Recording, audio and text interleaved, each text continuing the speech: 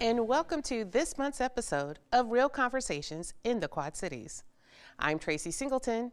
This month, we're looking ahead to Juneteenth and all of our Juneteenth celebration activities. To start us off is our very own Tim Stinson talking with Gay Burnett about the Pulling Focus Film Festival and all of its offerings to this community. You know, we all love great films. We all love to see, the what is in someone's mind and how they put it on film and how does it talk to us and things. Today is a special day. Welcome to Real Conversations. We're here today and great privilege again to sit here with Gay Shannon Burnett. Thank you for sitting down with us, Gay. And thank you for having me. Yes.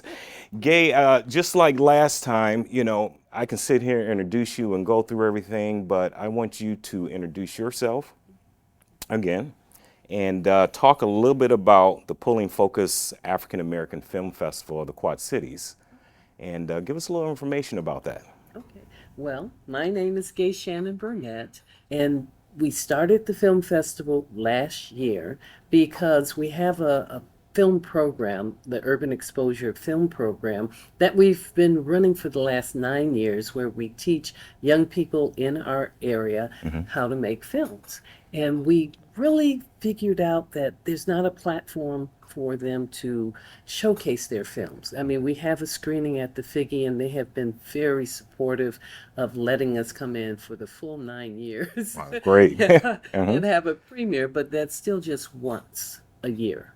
And we decided that we would be able to get, more, I guess, not so much recognition in the way of praise, but people looking at what we're doing and our area and the young people that we are trying to promote if we had our own film festival. All right. So we decided, well, we're going to do it. And it's been really successful. Even last year, it was very successful. We had a woman come in from as far away as Colombia, and she is a filmmaker. She was a visual anthropologist and a historian, and she was a young woman too. And so she came in with her 2 films, and now this year we have a lot of people coming in with their films. The filmmakers are flying in from New York.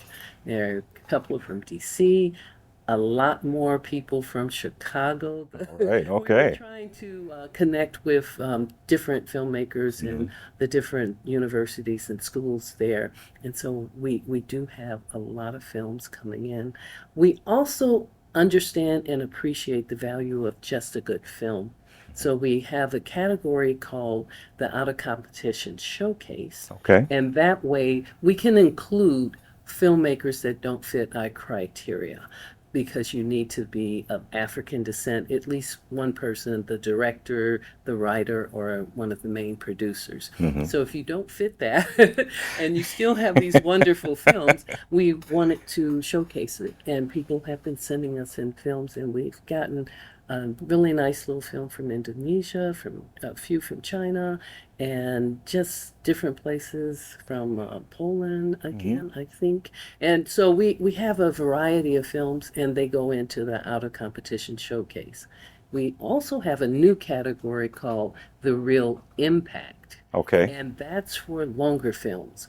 We have gotten a few documentary films in that were just, we have to show them for a tour, like going to different places and venues in the community after the festival closes. And so they said, yeah, we really want people to see these films, and there's films that have social impact. Like Black Dennis, she did a film called Toothache, and she was talking about oral health care for young children. Very important. And very important, and how it's not as accessible as people think, because if you're on a health card, then a lot of dentists don't take it. So, and how it ties into school and education. If you're sitting there with your, toothache, you don't learn well. Right. So things like that, that really we felt had good social value to everyone in our community. And No, keep going. I wanted to, because from last year, the first year that this, and we're coming to the second year. I mean, this has really grown. It has. You know, this, and one thing I want to really get out now too is what's the dates this year, and where is this going to be held, the event? Okay, and Let's talk. and I'll remember that. I want you to say one thing Sure. about it being grown. We had 38 films last year. We took 35. Okay. And I was sweating the whole time. Are we going to get films in? We had 112 films, and we were only able to select 71. And it's a big stretch, but because we do have an extra venue this year, that's allowed us to have more available. So we're going to be at the Last Picture House, Okay. and that's the new boutique theater that's downtown in Davenport. We're going back to our regular community partners, and we're having screenings here at TMBC. And then we're also going to have screenings at the Putnam and at the Figgy. And the Putnam, everyone loves being at the Putnam, the filmmakers from last year, because of the big screen. They said, wow, we were impressed that our films were up on this big screen. Everyone can't be screened there, but all of our venues are very good, and I think the filmmakers will be happy about that. I think that'd be wonderful. So people who are attending this will have, I mean, they're going to be in for a treat There. with all this information stuff. From I guess, last year moving into this year, what do you see the impact with this film festival happening here within the community? Well, surprisingly enough, we have gotten 4 filmmakers that are from the Quad Cities. A group, Journey Live Production, they put in a film, and they were also, a lot of them were young people that I had worked with. And so they said, Miss Gay, we have this film. I said, give it to us. Yeah. And so, and we also have a film from a young lady that goes to Augustana, and she's put in a film. I think she's an exchange student, but she's from Kenya, and so she is studying filmmaking there. And let's see, who else do we have? Of course, we have some of our urban exposure filmmakers from our programs. We have to feature them. Right. Spotlight them. And there's one other person. So there's 4 of them. I can't think of I've been watching 112 films. That's a lot to get through. But we have a lot of people from the region. And what I think it's exposure. I'm hoping that with the local filmmakers, we'll bring out more local young people. We do have people that support us. Like my son said, he said, yes, well, all your friends are your age. So we're trying to diversify in age as far as that's concerned. And we're hoping that that there'll be an exchange, because the filmmakers that are coming in, this will kind of be the hub where we have it as the hospitality house. We're putting them downtown in the Doubletree Hotel. Okay. So there will be these nucleus of different filmmakers that do different things. We'll have a panel discussion at the Figgy. We're going to have a talk with one of the filmmakers who's a little bit more prominent, and she's going to do a Q&A after that, and that'll be at the Figgy on Saturday. Okay. And I don't know, we'll try to have as many interactive type of activities for people to meet the filmmakers and to have an exchange and ask them questions, and definitely come out and see the films. Yeah, I think that's wonderful. I like that it'll be interactive, because I think that's how people, they learn, they get the education. I'm sure there's a lot of hungry people out there with this, trying to see what's going on here and things.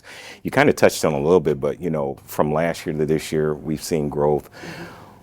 What's your goal? What do you want to see in the next 3 to 4 years with this festival? I've been around some festivals that started small and that have grown and that pull in a lot of filmmakers nationally, internationally, and I think it kind of wakes up the region, the area that you're in, and we become like a beacon for filmmaking and for storytelling here in the Quad Cities. I'd like for that to be part of our legacy. I'd like to see our film program grow, because I believe that it will spotlight what we're doing here.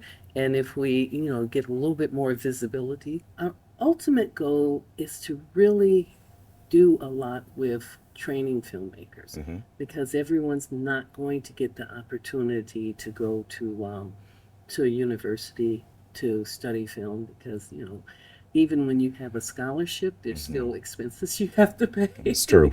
As far as that's concerned. But we feel that this would be a nice way to give them not just an introduction, but actually give them a foundation that they could work in the industry.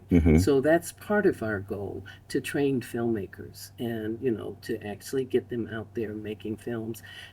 I believe that and my son, who is a filmmaker, and this is really more of his brainchild. Okay. He says he said, Mom, the industry has to come here eventually. What our job is to make sure when it comes, we have people that are ready to, meet the demand. To meet the demand. Yeah. And then it gives young people options because in our programs we stress that filmmaking is an industry.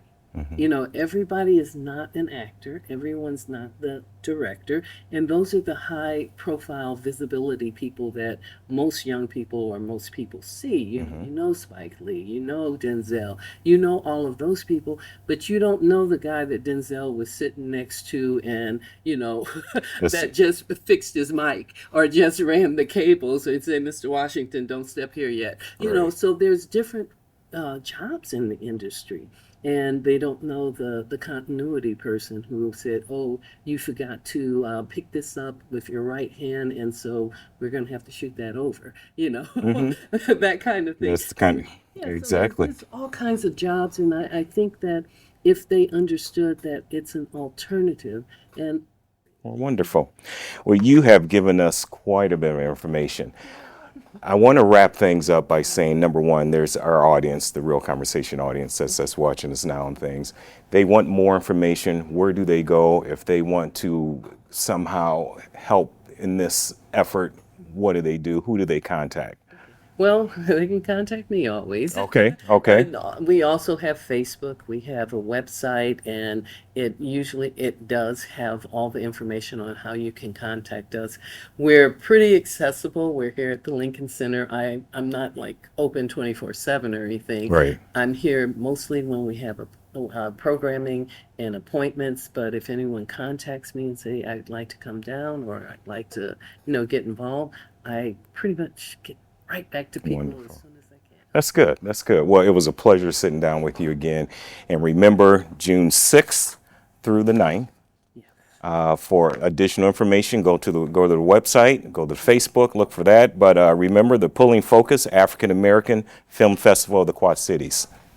For our next topic, Jasmine Butler is bringing us up to speed with the mystique, glitz, and glam that is the Miss Juneteenth pageant with Nia Kirk, who is the winner of last year's pageant, along with a special guest appearance by Miss Clinton County, Mariah Martinez. Today I have joining me Miss Juneteenth 2023, Nia Kirk, and Mariah Martinez, who is one of the board members of Miss Juneteenth pageant of the Quad Cities. Thank you, ladies, for joining me today. Thank you for having us. Thank you. I'm so excited. So, Nia, why did you want to participate in the Miss Juneteenth pageant?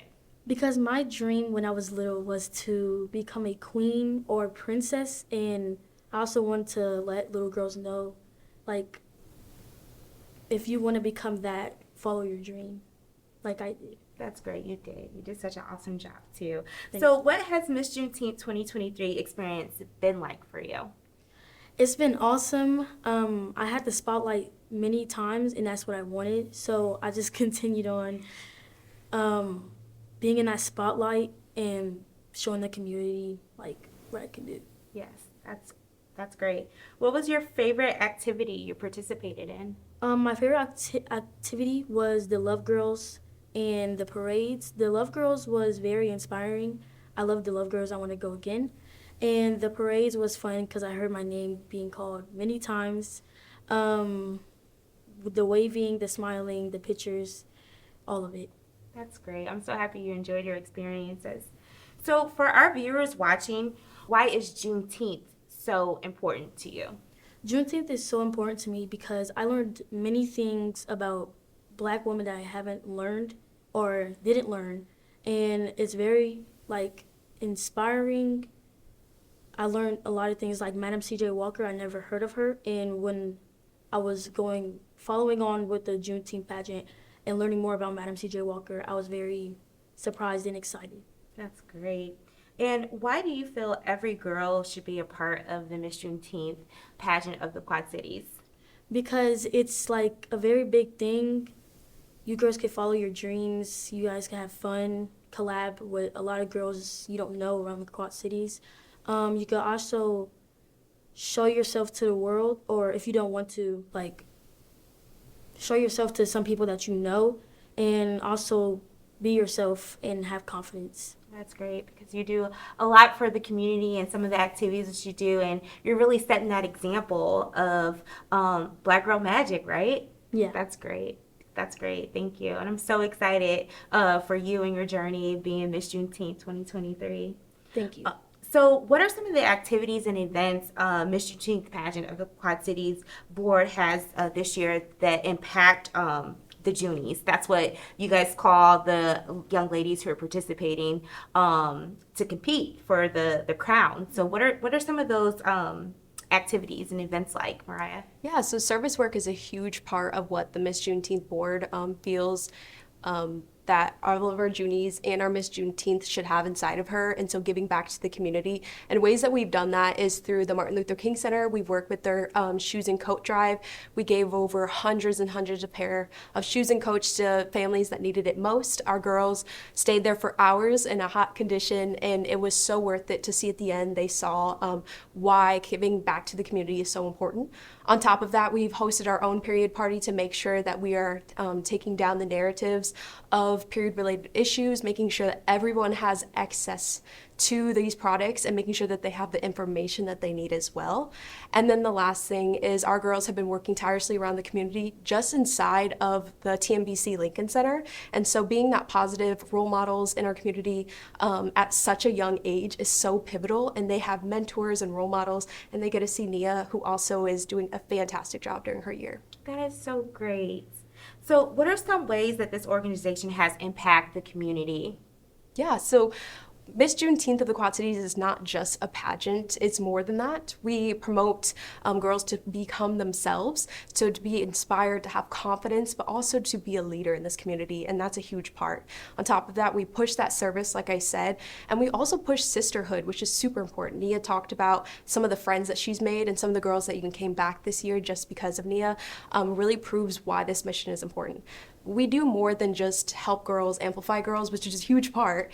We also make sure that we're striving to be a light in this community. And that includes, going out of our way to make sure we have fundraisers for girls, activity scholarships. We also have them do etiquette classes to make sure that they're presenting their best selves.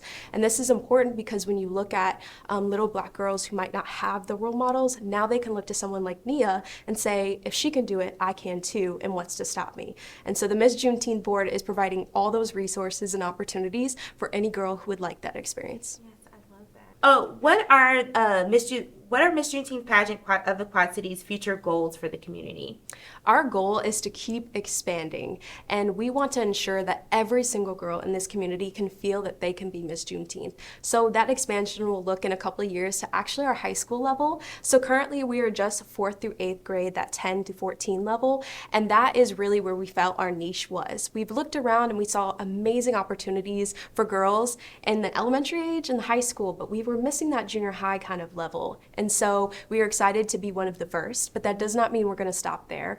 On top of that, we're expanding our scholarships, our partnerships, we're expanding our girls who are going to be competing, and we're expanding our service work. We are so excited. So if you're at all interested in joining the Miss Juneteenth Board of Directors or becoming a Junie yourself, or your little daughter becoming a Junie, then please find us on Facebook. You can also find us, any of the board members on Facebook, then you can reach out and message us. And then we will also have our information around town. For our viewers watching, when will the Miss Juneteenth pageant of 2024 this year be held? Yes, so you can come out, the whole community, to see the new Miss Juneteenth be crowned. This is going to happen June 13th at the TMBC Lincoln Center, and you can watch Nia have her final walk and give up to her successor. Yeah. So I also heard that there's a lot of cool activities that's going to be going on, kind of promoting the Junies as well. Real quick, I know that we talked about when the pageant is. What do you want to talk about that? Yeah, so the week of, we will have lots of activities that will include the Juneteenth celebration through the Quad Cities, and that will be happening downtown at the river. That will be happening through the week, and then on top of that, our Juneteenth celebration on Thursday. Right. Oh, so yeah, one last thing, Mariah. I know that we've told our viewers when the pageant will be held, but there's also a cool kind of contest going on amongst the Junies. Do you want to elaborate on that? Yes, so we will have the People's Choice Award, which we awarded to our People's Choice winner of our Junie. And so you can go ahead and vote for your favorite Junie online, be $1 per vote, and this will go to scholarship and opportunities for girls throughout the Quad Cities. Well, thank you. I look forward to, again, being at the pageant and Nia, watching you do your last walk. And again, you've done such a phenomenal job at representing the community and being our Miss Juneteenth 2023. Can't do it again. 2023. Yes. Yes. Well, thank you, ladies, for joining Yes. me. Thank you so much for having us. Of course. We now turn to one of the newest members of our on-screen talent team, Janiyah Houston, who will be looking back into our history with Shelly Moore Guy and the incredible story of the 108th 1st Army Division stationed here in the Quad Cities. Hello and welcome. I am Janiyah Houston, and today I am here with author, storyteller, speaker, am I missing anything else? Leader, icon, Shelly Moore Guy. Thank you for being here today. Well, thank you for having me. I really appreciate the opportunity that has been given to me all over the Quad Cities to talk about this important story. Yeah, so let's get right into it. Okay. So tell me the story about who the men of the 108th Colored Infantry Regiment were. Okay, well, the 108th Regiment was a regiment of soldiers who made up the 108th United States Colored Troop Infantry Regiment. Most of the men were from Kentucky, the area of Kentucky, as were my ancestors, who we'll talk about. They were, the unit or the regiment was organized at Louisville, Kentucky on June 20th of 1864. They served garrison and guard duty at various points in Kentucky, saw some action in Owensboro, Kentucky, and then the regiment was sent here, which is just an awesome story, sent to this area at the Rock Island prison camp. It was a prison camp for Confederate soldiers, one of several from around the country. And so the regiment, the 108th, was sent here to guard these prisoners. They were here for several months. They weren't the only regiment, but they were the only colored regiment, Union regiment that served over here.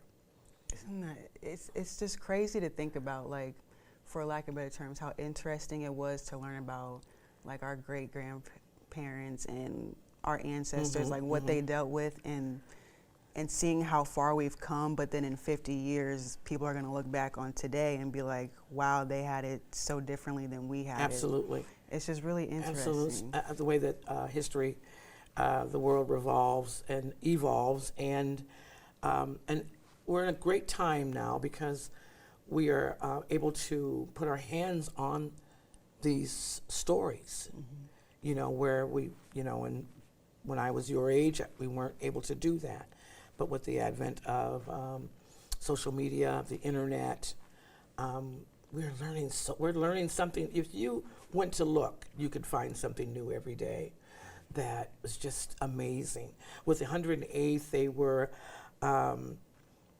mostly men who had been enslaved. There were some freedmen, but most of the men from the 108th had been slaves. And when they got the opportunity, you know, they joined this regiment because they understood that it meant that if the Union won the war, the Civil War, that they would be free.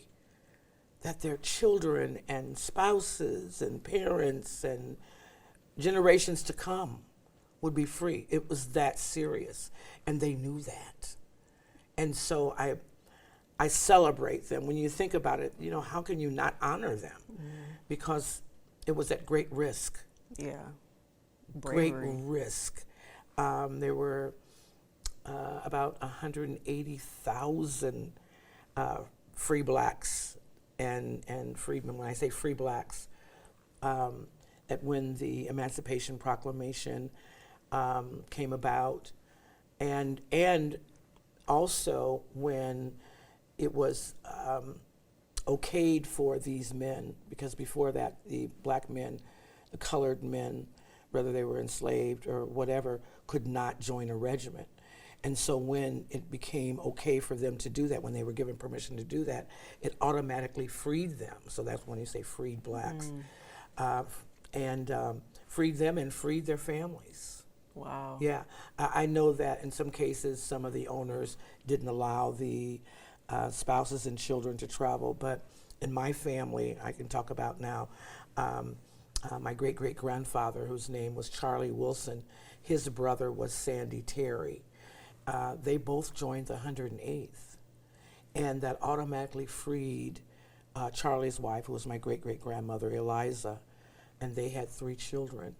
It automatically freed them. Their owner allowed her, didn't stand in her way, and she was able, when the regiment was sent to Rock Island, she and the 3 kids traveled to Rock Island and joined him here, which is just an incredible story. We talk a lot about the men, of course, but wow, when you think about these women and what they endured and what they were able to, their resilience. You know, my great-great-grandmother, you know, traveling to some place that was unknown with 3 children. One of those children, the youngest, was 2 years old, and she was my great-grandmother, Cynthia. So, you know, there's just, you know, my story is just one of thousands of stories, you know, that people are really now delving into these stories now. The subject of the United States Colored Troops has become I won't say popular, but it's a topic now that people are really interested in, and so they're doing a lot of research. You know, as a matter of fact, there is a museum in Washington, D.C. Really? Yeah, dedicated just to the colored troops. Wow. Yes. Okay. Yes. I'm gonna have to go. A see monument that. with all of the soldiers' names. Wow. Yes, my family just recently, my son and his family visited there a month or so ago and took a picture of our ancestors' name on that's the wall. awesome. Yeah, so these things are being talked about Yeah. around the country, and they're being talked about right here. Yeah.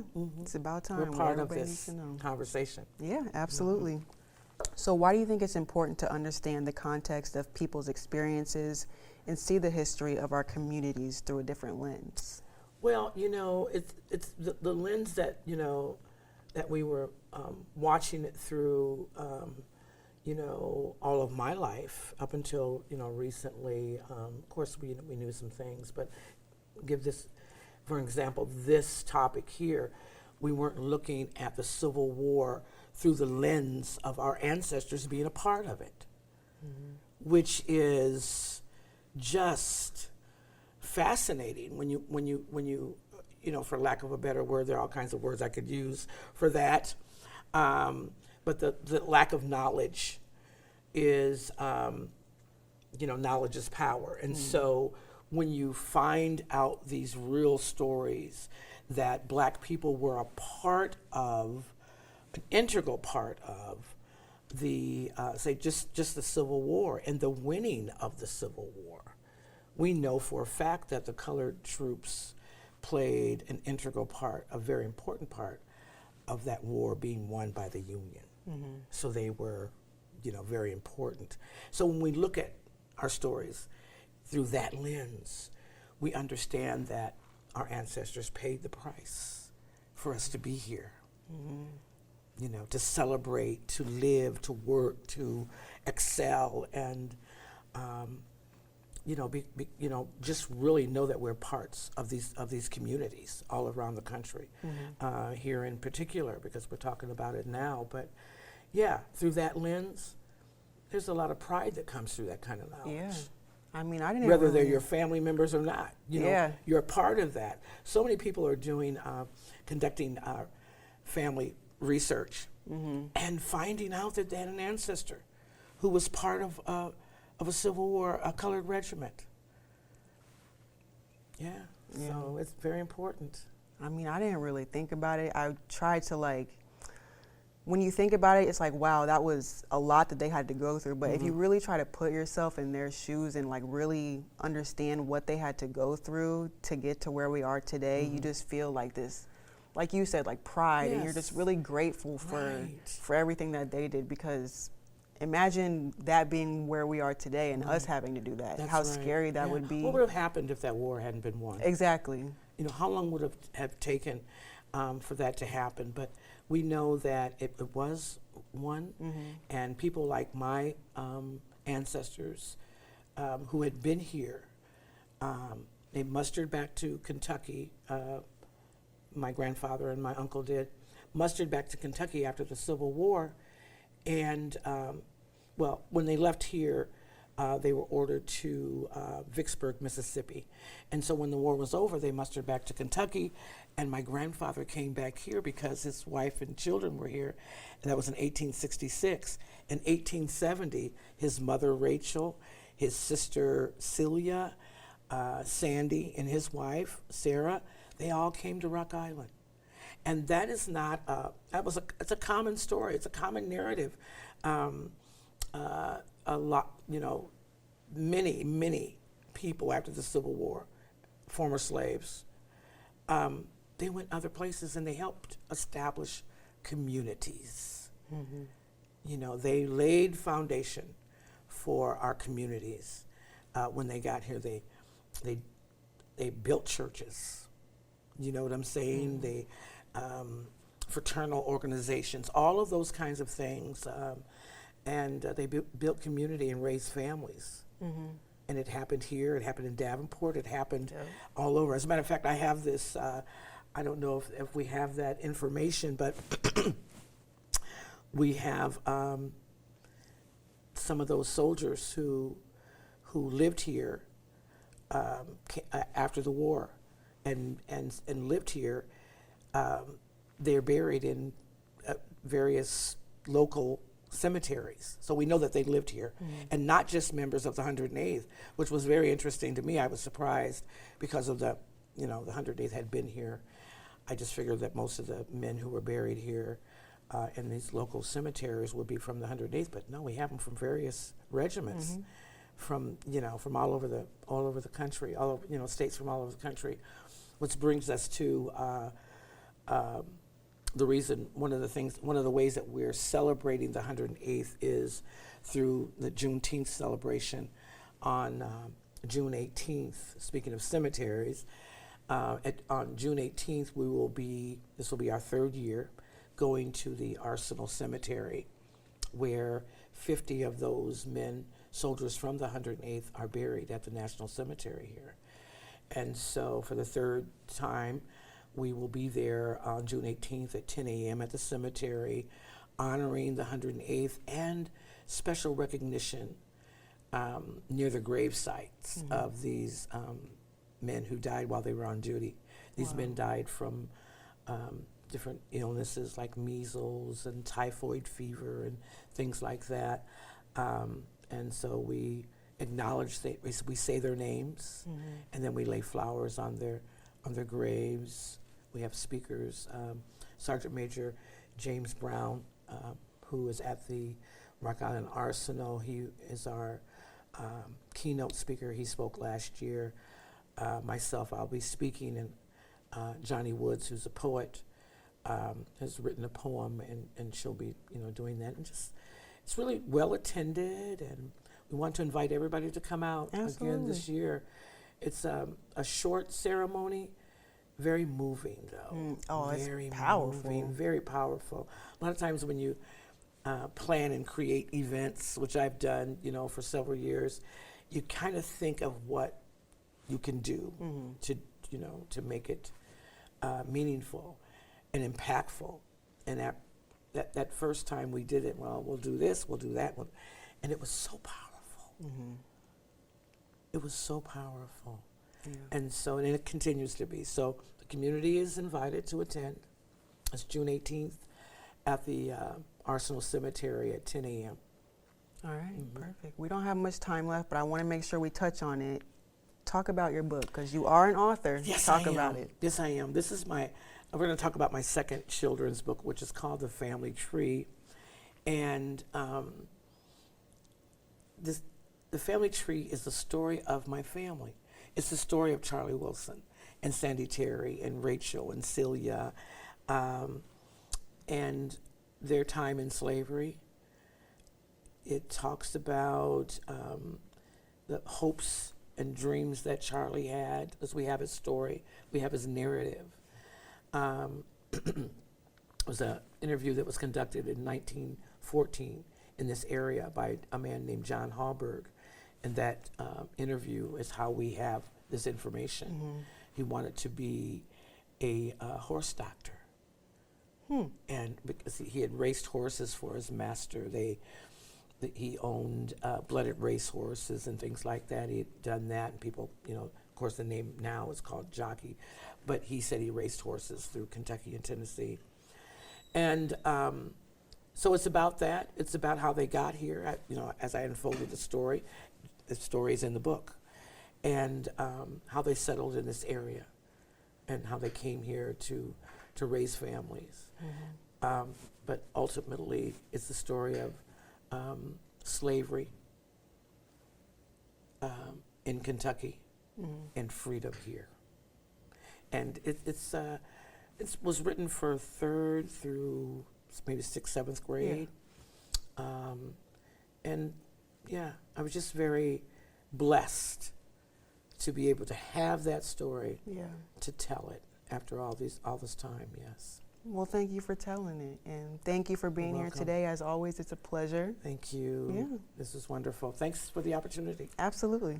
Bringing us back in for a talk on the principles of faith, freedom, and fatherhood is who better than, once again, our very own Tim Stinson and the esteemed Reverend Kirk. Hi, I'm Timothy Stinson, and this is Real Conversation. And today, I must say, I'm feeling happy about this, but it's been a while since we've had this gentleman on. And today we're going to be having a conversation with Pastor Rogers Kirk with the Third Missionary Baptist Church here in Davenport. Pastor, how are you feeling today? I am doing great. How about yourself? You know what? It's a blessing. I'm doing good, and it's good to be able to sit and talk to you again.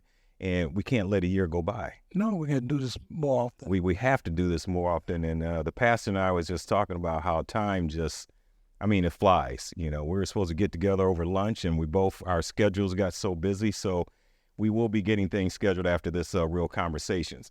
But let's jump right into our topic here, what we want to really talk about. And the discussion today, what we want more information on to hear from you is about the program of faith, freedom, and fatherhood. The program at TMBC Lincoln Center in Davenport here. Let's get into the questions here and go through some brief questions, but we want to learn a little more about it here and things. So why don't you give us a brief overview of faith, freedom, and fatherhood, the program and its primary objectives? Well, I had this vision of doing something like this in the Quad City. In 2008, I was invited by then President Barack Obama to the White House. As you know, as I think I shared, I was a single father. I raised my son Kenneth, and I worked for the Obama campaign at that time. And so I was invited because of my relationship as a single father to the White House and all that fanfare. But I thought about, as I came back, about the number of fathers that don't have that opportunity, because what seems like that there was so much emphasis upon the negatives that was going on among males in our community, every time you look around, there was always something that they were into doing that was very negative.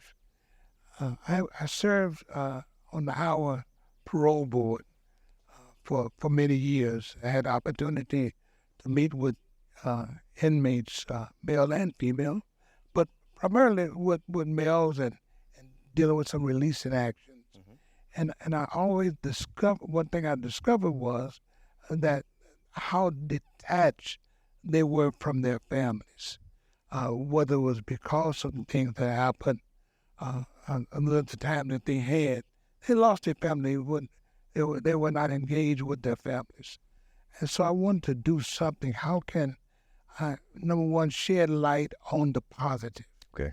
There's so many people in our community that are doing some fantastic, marvelous things, who are fathers, but they never get recognized for that because the emphasis is always upon the deadbeat dads and all those kind of things. So I wanted to start shed some light, and so that's what we started this faith, freedom, and fatherhood, to shed light on the many individuals in our community who are doing great things, that being the fathers and also the community leaders, as well as dealing with other individuals' kids, working with them. So that's why that started. That's awesome. That is wonderful, because I know, and you like you're saying with this, a lot of people focused on they were focusing on the negative pieces, right, and things, and I think going through life in general, a lot of times that happens, and we forget about the positives, we forget about those blessings and what they're doing out there on the positive things. This program here is going to be June 16th. That's correct. That's correct. Okay, we got that date correct. From 3 o'clock to 5 o'clock at the TNBC Lincoln Resource Center. Okay. In the auditorium. Okay, in the auditorium and things. So yeah, June 16th. And what can people expect when they show up, and why should they show up? Well, they should show up to really to recognize and to celebrate the accomplishment of individuals that we will be presenting. These are individuals, young and old, who are doing some outstanding things in our community, and their fathers. And so they should come out and be a part of that, celebrating these individuals on that day. All right. That's wonderful. Wonderful. And I would suggest, too, not just from the Black community. No. This is for everyone. You know, one of the things that I looked at some time ago, and even recently, is that there was a time, that African Americans, they married and they were together as families, and more so back 20-some years ago than whites, But what over the years, what we're seeing is this breakdown of the family unit, and so we want to be able to appreciate that and begin to say, what do we need to do to ensure that we can strengthen our families by ensuring that those fathers are not only in the house, but they are responsible. So it's about responsible fatherhood. Right, Yeah. right. I understand. That's awesome. Fatherhood, as we know, is a critical component, of the program itself, what you're talking about itself.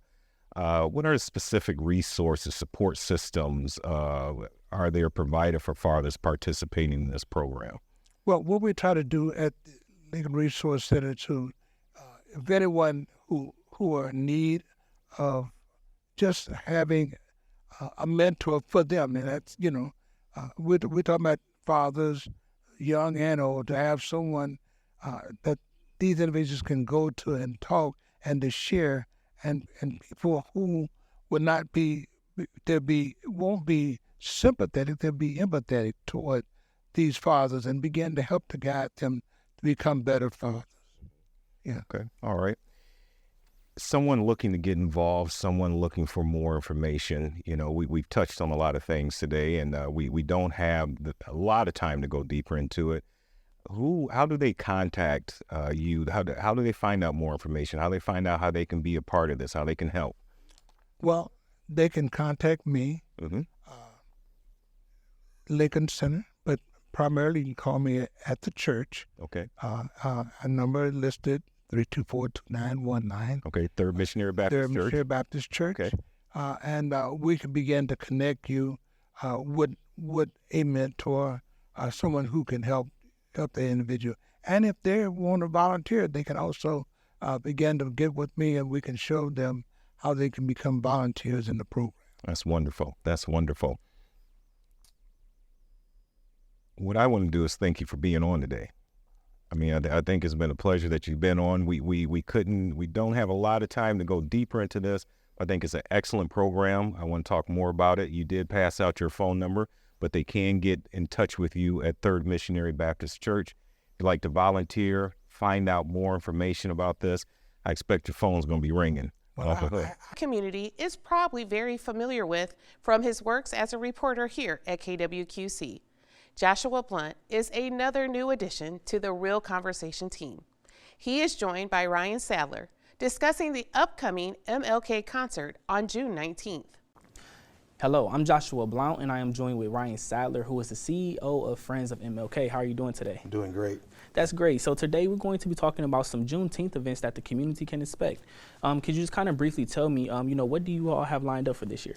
Yeah, so the Friends of MLK, the events that we are sponsoring, of course, our big festival is Saturday, June 15th. We're going to be down at LeClaire Park. We go from 11 a.m. to 4 p.m. And then we are actually working with Common Chord, and they will do a concert later that evening. And I'm excited about that. We're back on the river for the past few years. We've been at Lincoln School for this resource center for this, and so I'm back to be back on the river. Back when I first got to this area, that's where Juneteenths were, and I know a lot of the community is looking to get back on the river for this event. But the Friends of MLK, as the sponsoring organization for this, the planning, the organizers of this, we are also doing on June 19th, that following Wednesday. We're really excited about our MLK Park opening up on Juneteenth. And we'll begin that at 3 o'clock. We have a list of speakers from community members to some of our funders and city personnel, and then some of our board members that will be talking, and some performers that will take place. And later that night, we will be showing the gospel concert that we did in conjunction with WQPT back in January. So we're going to be showing that for the first time in its entirety, edited version, but it's in entirety. This sounds very exciting. So let's talk about the festival. So what kind of, just in detail, what kind of activities can the community really expect once they get there? Yeah, so the festival itself is always set that we have plenty of vendors. We'll have food vendors, we'll have retail vendors, and then we have community resource vendors. And the idea is that anyone could be a vendor down there, but the idea for our community resource vendors is really we look at individuals who can speak to the Black community in particular about some of the needs of the Black community. So we may have vendors that are addressing health or finance or various issues, and so we'll have some traditional civil rights, human rights organizations down there as well as vendors, really to talk about, to make sure people have those resources available. And then we have some entertainment, of course, with bands, single act, and then our Little Miss Juneteenth pageant. They will do most of the pageant this year ahead of time, but we'll have Little Miss Juneteenth show up and be crowned and honored on that day as well. That sounds all very exciting. So let's just, skip ahead a little bit. So the Friends of MLK, you were opening that park. So you said you are very excited for that. So what can people expect with that? What is that going to look like for the community? Yeah, so the gates are off and people can actually go down there now. The one thing that's missing in the park right now are our informational panels. And that's probably what I'm most excited about, because we'll be telling, and they're interchangeable, we'll be able to tell the stories of some of the cultural, ethnic, civil rights, human rights stories of Davenport. And it's hard to tell only a Davenport story or only a Davenport Black history story, because it is so intertwined with being a part of the Quad Cities story, or being part of the German American story, or the Irish American story, or the Indigenous Native American story. And so part of the information that will be on display will be free and accessible to the public, snippets of our history as a city, but our history as really a Quad City community. So I'm most excited about that in terms of the park having access to that. The event itself, again, we're gonna roll out, or at least talk about what our plans are a little bit for the park, for use of the park, and hopefully we'll have plenty of activity in that space for members of this community to just come down and enjoy good music, or a good spoken word, or even participate maybe in some karaoke, kind of a hint, kind of what's maybe coming up. We get to hear your singing voice a little bit. You might.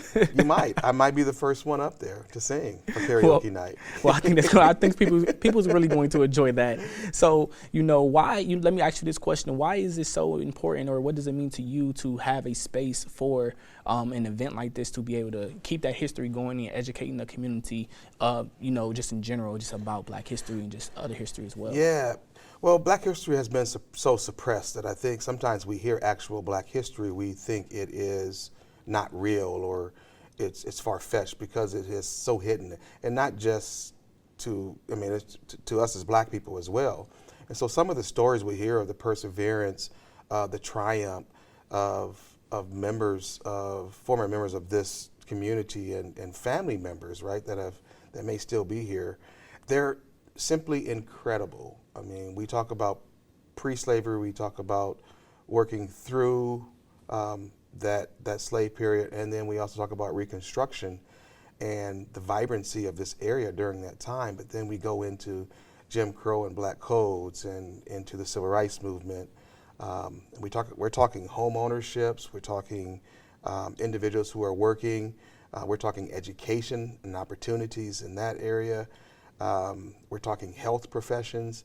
I mean, you name it, this area was booming. From a business standpoint, which is one reason why we picked this location, by the way, of 5th and Brady Street, is what we believe one of Davenport's first Black businesses, if not the first, was a gentleman by the name of Lindsey Pitts, who had his business right there at that property on 5th and Brady, who later moved to somewhere close to where Front Street Brewery is, but this is where his first business was. So this is more so a full circle moment for you all.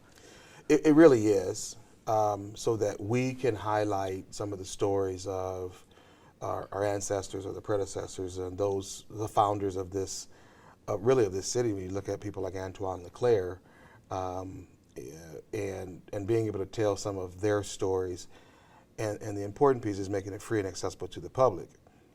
We've also partnered with the Putnam Museum, and so many of the stories that we have, they're in a fuller version currently on display at the Putnam Museum in their permanent exhibit space. Okay, so before I let you go, I got 2 more questions for you. Okay, so let's just briefly tell me about this gospel concert that you all are going to have, the viewing, and then just go back through and tell me what times each event is happening, so we can make sure people can be there. Yeah, so the gospel concert. So we did this gospel concert back in January.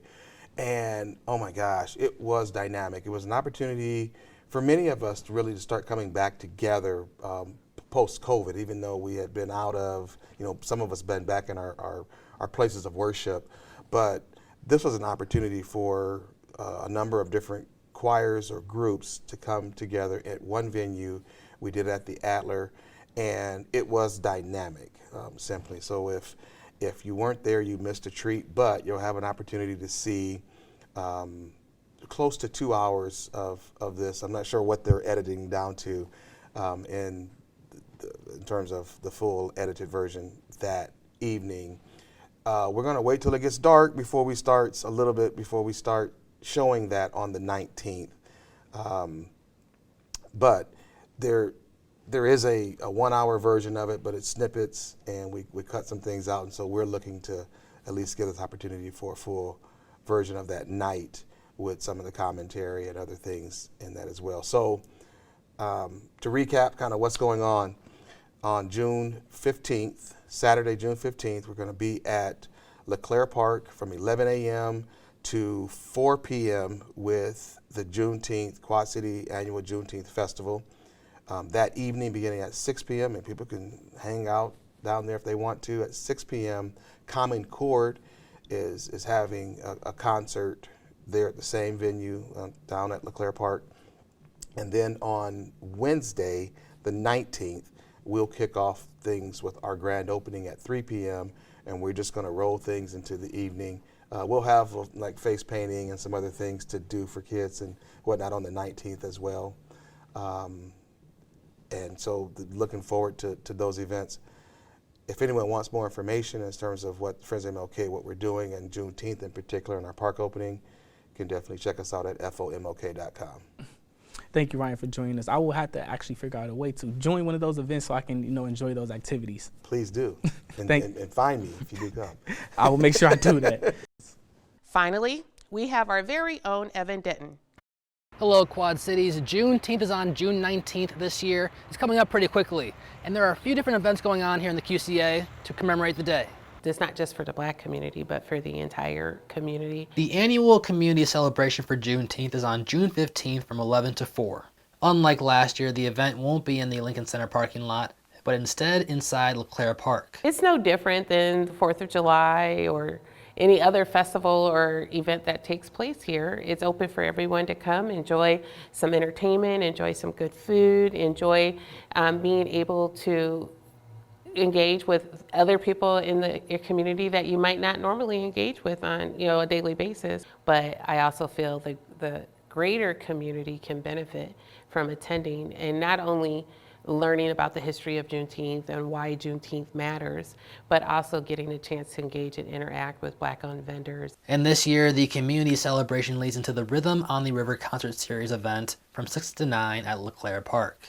Rhythm on the River is going to be an accumulation of not just Black people, it could be everyone, but we're supporting and we are honoring the legacy that was set by African Americans. We have a whole bunch of different music fields that represent our entire heritage. So I'm really excited for what that's gonna be. And to cap it off at 7 o'clock, the Alpha Phi Alpha fraternity Mu Chi Lambda chapter is holding its all-white party at the Putnam Museum to help raise money for scholarships that are given to high school seniors attending college.